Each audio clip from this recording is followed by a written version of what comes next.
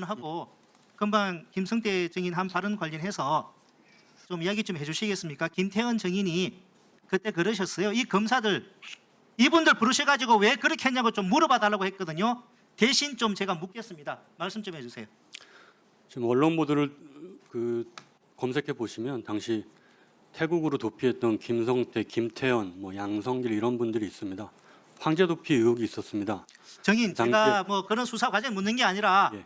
수사하는 과정에서 왜 그 개인의 사생활에 관한 그런 부분을 갖다가 이렇게 그 조사받는 사람한테 이야기를 해서 예, 그런 내용 질문한 사실이 있고요. 있긴 그 있습니까? 당시 도피 있네요. 과정에서 그런 내용들이 언론에 보도되고 국내 유흥업소 종사자까지 생일 파티에 불러서 같이 그렇게 도움을 받았다는, 그리고 어떤 사람들이 범인 도피, 그 조력자 이런 내용들은 태국에서 압송된 피의자에게 검사로서 질문하지 않을 수 없는 내용들입니다. 불가피하게 질문할 수밖에 예, 없다. 그런 부분은 양형 사유로 다 참작이 되기 때문에. 그러면 지금도 그러면 질문을 김태현 그분한테 이윤환 증인은 이 자리를 빌어서 혹시 사과할 생각은 없으십니까?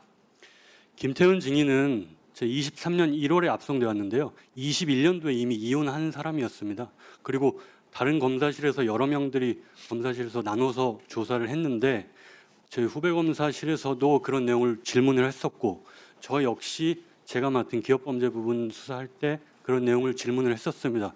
근데 제가 질문을 했을 때는 김태현 증인이 너무 화를 내서 그 부분 확인 차원에서 질문했다고 다음 쟁점으로 바로 넘어갔었습니다.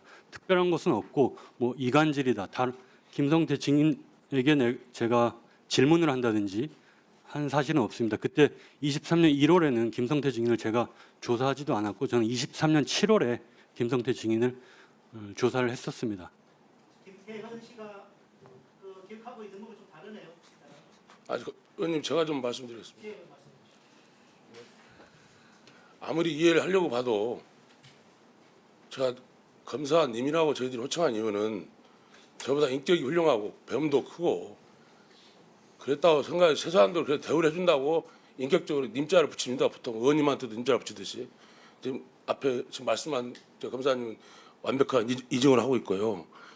저한테 저희 추가 기소를 하면서 저희 회사 그 쌍방울하고 광림하고 2차로 추가 기소할 때 왜 그러면 우리 가족만 건드느냐, 김태현이를 건드느냐 그랬더니 분명히 저한테 김태현이 바람 핀 거 알고 계십니까? 태국에서 그렇게 얘기를 해놓고, 참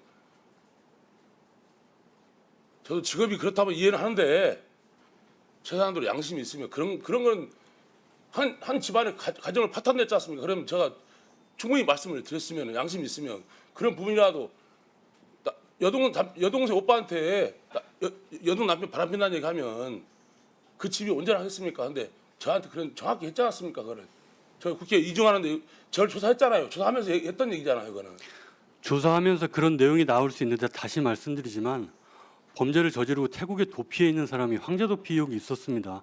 그런 내용을 확인할 수밖에 없는 입장이었고요. 그리고 23년 7월에 제가 추가 기소를 할 때 김성태 증인을 제가 조사한 건 맞습니다.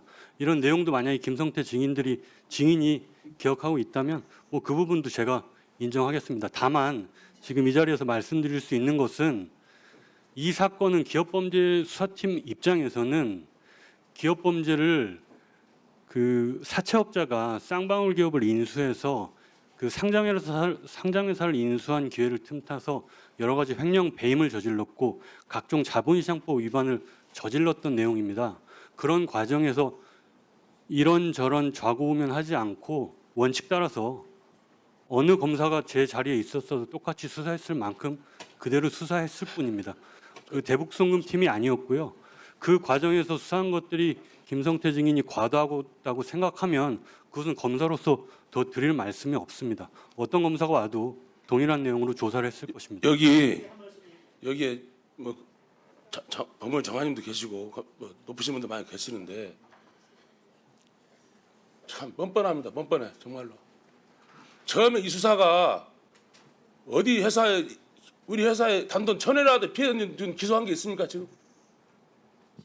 내 돈 다 날라가고 내 그 개인 비상장 법인 수사를 하라고 FBI에서 와가지고 검찰 확인 나오신 분들인데 무슨 회사에 무슨 황교도피 언제 황제 대표라는 얘기가 있어요? 그럼 단어 자체도 안 해놓고는 황제도피 의혹으로 김성태 회장의 동생 그리고 그 밑에 있던 여러 임원들 전부 범인 도피죄로 구속된 것은 지금 언론 보도로 검색하시면 나옵니다. 황제 대표가 아니고 이화영 저는- 컴퓨터 없애가지고 저는 그걸로 증거인멸로 구속됐습니다. 제 동생이랑 전부 다. 저는 증거인멸팀이나 범인도피팀에 있지 않았고요. 저는 2022년 8월 달에 파견을 가서 1년 후인 2023년 7월 달에 추가 기소까지 엄정하게 진행하고 기업범죄 수사팀 임무를 마치고 돌아왔고 지금 금감원에서 불기소했다는 부분도 제가 갖고 있는 것 중에 당시 수사할 수 있었던 내용은 전부 기소하고 왔고 나머지 부분은 후임팀에 남겨놓고 왔습니다. 그리고 나서 1년 6개월 정도 있다가 25년 1월에 불기소가 된 것입니다. 저는 후임팀에서 어떤 수사를 거쳐서 불기소를 했는지 모르겠으나 그 부분과 관련해서는 뭐 그 팀에 확인하면 될 것 같고요. 조금만 더 말씀을 드리면 김성태 씨는 지금 자기 이익이 없다고 얘기하는데요.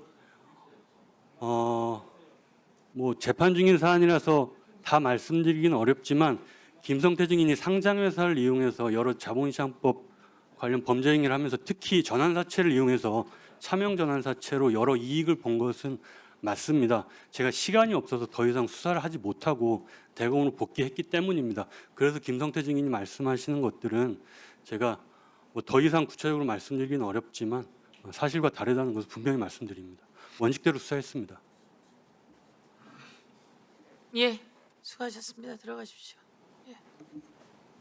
김성태 증인 뭐 더 하실 얘기 있습니까? 이거에 대해서?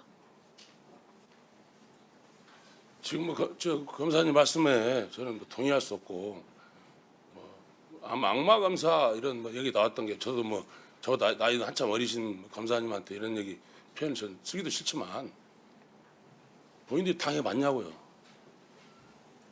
자기들이 당해본 적 있습니까? 친동생 구속시키고 여동 남편 구속시키고 사촌형 구속시키고 제 옆에 있던 동료들 10몇 명 다 구속시켰습니다. 황제도피 그렇게 황제도피로 관련된 조사 받은 적도 없습니다. 중요한 거는. 그리고는 시간 지나서 저는 많이 이해하려고 지금 그 사이에 저 부처님한테 많이 용서도 저 스스로 많이 빌었는데 무슨 수사할 거 있으면 수사해서 어차피 뭐 특검이든 뭐든 갈 건데 저는 어차피 뭐 동네 북이 돼가지고 뭐 여기서 당하고 저기서 당하고 뭐 그냥 뭐 저 인생 뭐 이익 봤다고 그러는데 이익 봤으면 처벌 받겠죠. 뭐 그만큼 죄를 졌으면. 근데 최소한도 좀 많이 배웠으면은 좀 그 정도 값은 했으면 좋겠습니다.